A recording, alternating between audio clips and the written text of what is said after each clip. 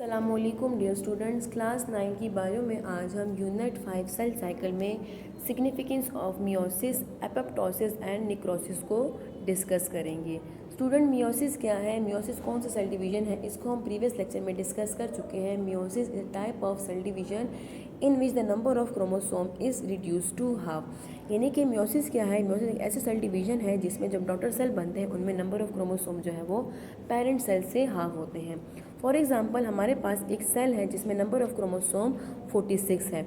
ये सेल जब मियोसिस के थ्रू डिवीजन करेंगे तो इनमें जो डॉटर सेल बनेंगे उनमें नंबर ऑफ क्रोमोसोम, जो हर सेल में नंबर ऑफ क्रोमोसोम जो होंगे वो 23 होंगे, यानी कि जो नंबर ऑफ क्रोमोसोम है वो रिड्यूस हो जाएंगे। आज के लेक्चर में हम डिस्कस करेंगे कि मियोसिस की सिग्निफिकेंस क्या है, यानी कि मियोसिस की इम्पोर्टेंस क्या है।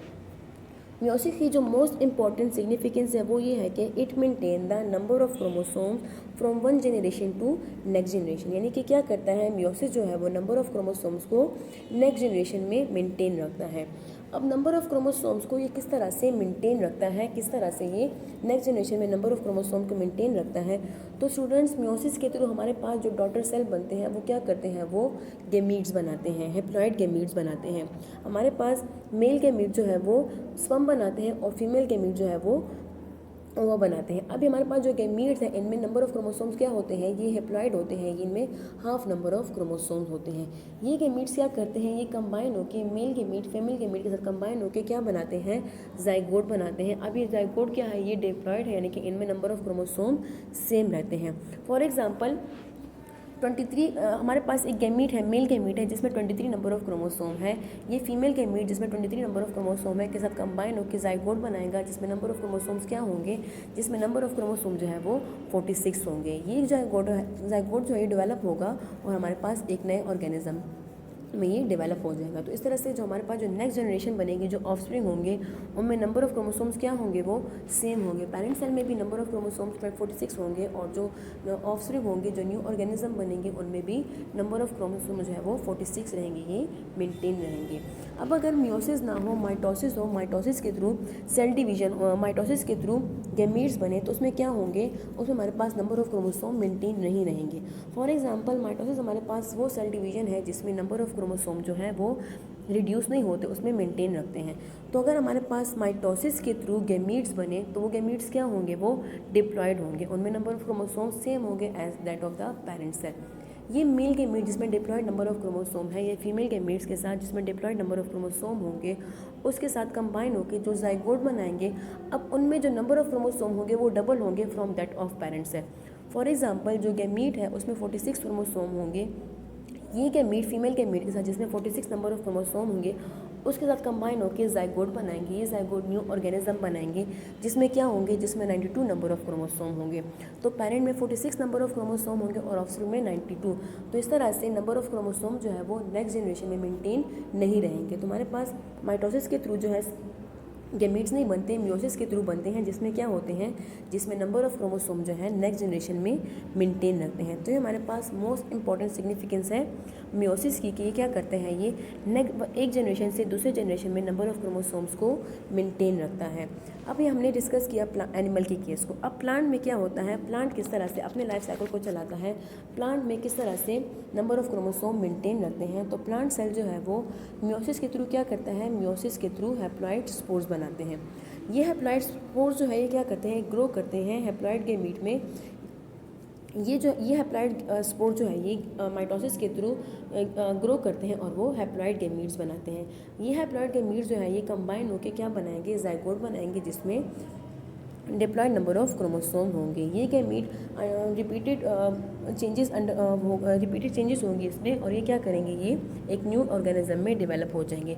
ऐसे प्रोसेस को जिसमें हमारे पास माइटोसिस भी हो और मियोसिस भी हो, ऐसे प्रोसेस को अल्टरनेशन ऑफ जनरेशन कहा जाता है। यानी कि इसमें क्या होता है, इसमें हमारे पास जो स्पोर्स बनते हैं वो मियोसिस के थ्रू बनते हैं।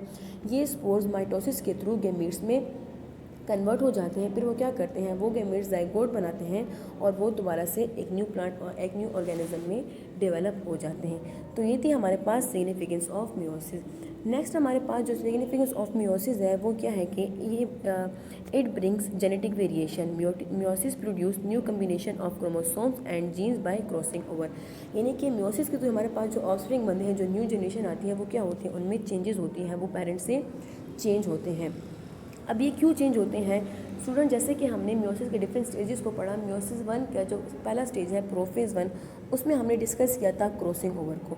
क्रॉसिंग ओवर में क्या होता है कि हमारे पास जो नॉन सिस्टर क्रोमैटिन होते हैं वो क्या करते हैं, वो एक्सचेंज ऑफ सेगमेंट करते हैं। उनमें जो क्रोमोसोम्स हैं वो अपने सेगमेंट्स को एक्सचेंज करते हैं, जिसकी वजह से वो जेनेटिक वेरिएशन लाते हैं।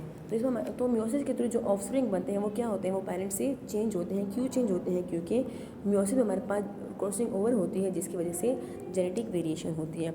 तो हमने डिस्कस किया इंपॉर्टेंस या फिर सिग्निफिकेंस ऑफ मियोसिस को। क्या इंपॉर्टेंस है मियोसिस की कि एक तो हमारे पास नंबर ऑफ क्रोमोसोम्स को मेंटेन रखता है, और सेकंड इससे क्या इंपॉर्टेंट है कि ये हमारे पास जेनेटिक वेरिएशन लाता है। नेक्स्ट हमारा जो टॉपिक है वो हमारे पास है एपोप्टोसिस एंड निक्रोसिस। अब एपोप्टोसिस और निक्रोसिस क्या है, ये हमारे पास जो दो प्रोसेसेस हैं, ये बेसिकली सेल डेथ है। ये सेल डेथ के लिए प्रोसेस, यानी कि इसमें क्या होते हैं, सेल जो है वो ख़त्म हो जाते हैं। एडल्ट ह्यूमन बॉडी में क्या होते हैं कि रोज़ाना जो है तकरीबन 50 to 7 मिलियन सेल जो है वो ख़त्म हो रहे होते हैं, उनकी डेथ हो रही होती है। अब इनकी जो डेथ है ये दो तरीक़ों से होती है, एक है एपोप्टोसिस और एक है निक्रोसिस। अब एपोप्टोसिस क्या है, एपोप्टोसिस जो है इसको प्रोग्राम सेल डेथ भी कहा जाता है। इसमें क्या होता है, अनवांटेड सेल रिमूव होते हैं। क्योंकि ये प्रोग्राम सेल डेथ है, इसमें क्या होता है, एक सीक्वेंस होती है कि किस तरह से एक सेल ने ख़त्म होना है। जैसे कि ये प्रोग्राम सेल डेथ है, इसलिए हमेशा हमारी बॉडी के लिए ये कोई नुकसानदेह नहीं है, इसके कोई हार्मफुल इफेक्ट नहीं होते, इसमें कोई इन्फ्लेमेशन नहीं होती। अब एपोप्टोसिस के प्रोसेस में होता क्या है, किस तरह से सेल जो है वो ख़त्म हो जाता है। इस प्रोसेस में ये होता है कि हमारे पास जिस सेल ने ख़त्म होना होता है, जिस सेल ने डाई होना होता है, वो क्या हो जाए, वो श्रिंक हो जाता है। श्रिंक होने के बाद क्या होता है, जो सेल का जो न्यूक्लियर इन्वेलप होता है वो ख़त्म हो जाता है, वो ब्रेक हो जाता है, जिसके रिजल्ट में जो न्यूक्लियस होता है वो साइटोप्लाज्म में आ जाता है। इसके बाद क्या होता है, जो सेल मेम्ब्रेन है वो इरेगुलर बॉडी बनाना शुरू कर देता है। उन इरेगुलर बॉडीज़ को एपोप्टोटिक बॉडीज़ कहा जाता है। अब ये जो बॉडीज़ हमारे पास बनी, जो एपोप्टोटिक बॉडीज़ बनी, जो नेबर सेल होते हैं वो क्या करते हैं, वो इन एपोप्टोटिक बॉडीज़ को इनगल्फ कर देते हैं, और इस तरह से हमारे पास जो सेल है वो ख़त्म हो जाते हैं। इस रिजल्ट में कोई भी इन्फ्लेमेशन नहीं होती, कोई भी ज़ख़म नहीं होता, और इस तरह से सेल ख़त्म हो जाते हैं। हमारे पास एपोप्टोसिस की एग्जांपल क्या है, मेटामॉर्फोसिस के दौरान जो टेडपोल की जो टेल है वो डिसअपीयर हो जाती है। वो क्यों डिसअपीयर हो जाती है, वो हमारे पास एपोप्टोसिस के थ्रू डिसअपीयर हो जाती है। इसके साथ साथ ह्यूमन डेवलपमेंट के दौरान फिंगर बनती है, उन फिंगर में गैप नहीं होता। इनमें गैप क्यों नहीं होता, क्योंकि इनमें एक मेम्ब्रेन होती है। अब वो मेम्ब्रेन जो है वो एपोप्टोसिस के थ्रू ख़त्म हो जाती है, और इस तरह से फिंगर के दरमियान गैप आ जाता है। तो हमारे पास जो फिंगर के दरमियान जो गैप आता है वो क्यों हो जाता है, वो हमारे पास एपोप्टोसिस के थ्रू आ जाता है। नेक्स्ट हमारा जो लास्ट टॉपिक है वो हमारे पास है निक्रोसिस। अब निक्रोसिस क्या है, निक्रोसिस भी टाइप ऑफ सेल डेथ है, लेकिन ये ऑपोजिट है एपोप्टोसिस के। यानी कि हमारे पास एपोप्टोसिस क्या है, ये प्रोग्राम सेल डेथ है। निक्रोसिस जो है वो सडन सेल डेथ है। It occur due to the disease, injury और failure of the blood supply. बहुत से टॉक्सिक केमिकल हैं या फिर फिजिकल इवेंट है जो कि क्या करते हैं, जो कि नेक्रोसिस को काज करते हैं। अब ये फिजिकल इवेंट हमारे पास क्या है, हमारे पास एक्सपोजर टू हीट है, ट्रॉमा है, लेक ऑफ ऑक्सीजन है due to the blockage of blood flow. इसके साथ साथ कोई इंजरी वगैरह लग जाए तो वो क्या करते हैं, वो निक्रोसिस को काज करते हैं, वो सेल की डेथ को काज करते हैं। निक्रोसिस में क्या होता है, निक्रोसिस में सेल जो है वो स्वेलअप हो जाता है, जिसकी वजह से वो जो सेल मेम्ब्रेन है वो ब्रस्ट हो जाता है। प्लाज्मा मेम्ब्रेन में इसमें क्या होता है, निक्रोसिस में सेल जो है वो स्वेलअप हो जाता है, और जो प्लाज्मा मेम्ब्रेन है उसमें छोटे छोटे होल्स अपीयर होना शुरू हो जाते हैं, जिसके बाद प्लाज्मा मेम्ब्रेन जो है वो ब्रेक हो जाता है, ब्रस्ट कर जाता है, और वो इंट्रासेलुलर जो मटेरियल होता है सेल में वो सराउंडिंग में रिलीज़ हो जाता है। अब इससे क्या होता है, इस तरह से हमारे पास जो सराउंडिंग है उसको भी वो निक्रोसिस जो है, निक्रोसिस के रिजल्ट में जो सराउंडिंग सेल होते हैं वो भी डैमेज हो जाते हैं, उनमें भी इन्फ्लेमेशन हो जाती है।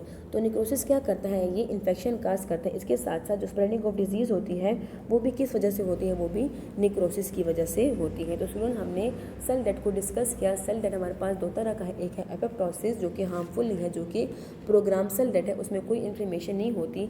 सेकेंड हमारे पास निक्रोसिस है जो जो कि सडन सेल डेथ है जो एक्सीडेंशियल होती है, ये हमारे पास इन्फेक्शन काज करता है और डिजीज़ को स्प्रेड करता है। तो आज हमारा चैप्टर 5 कंप्लीट हो गया। नेक्स्ट लेक्चर में हम इंशाल्लाह यूनिट 6 को स्टार्ट करेंगे। शुक्रिया।